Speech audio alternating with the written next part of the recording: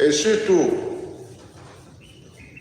si ce dernier nous réclame quelque chose, il faut le lui donner.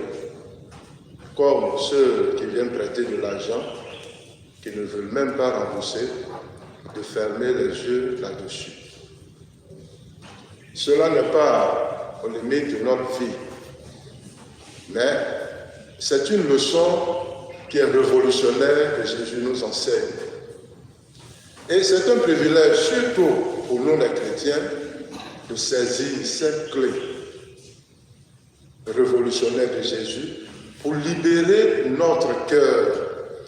Parce que Dieu lui-même qui nous a créés, il nous pardonne à tout instant, à tout moment. Et dans toute notre vie, Dieu nous pardonne. Mais pourquoi pas moi? Pourquoi cette leçon ne doit pas commencer par moi? Jésus lui-même qui propose cette leçon, il a été giflé. Lors de sa passion, est-ce qu'il a donné sa deuxième jour? Mais il a dit tout simplement, qu'ai-je fait de mal pour que tu puisses me gifler? La leçon est claire. Dieu ne veut pas que, quelles que soient nos frustrations, que nous empruntons la voie de la violence, du mal, pour atteindre la finalité de notre vie. Non, Dieu ne veut pas cela. C'est vrai que c'est une leçon qui est un peu humiliante. Celui qui faiblit devant son ennemi, il devient petit. Mais pour Dieu, c'est celui qui est petit.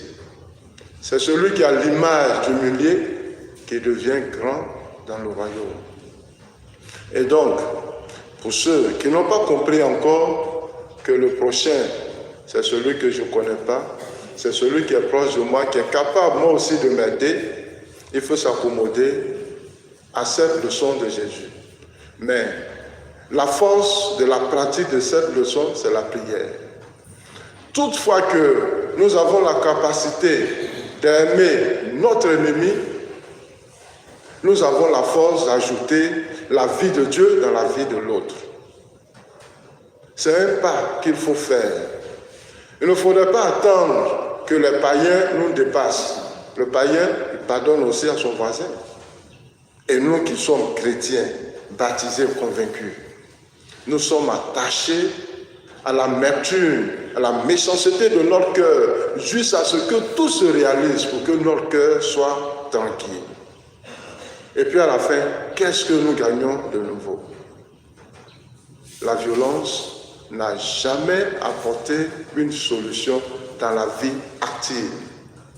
Elle ne peut être que des moyens de destruction. Et c'est ce qui fait que nous sommes toujours en retard. Ayons et osons dans le pardon.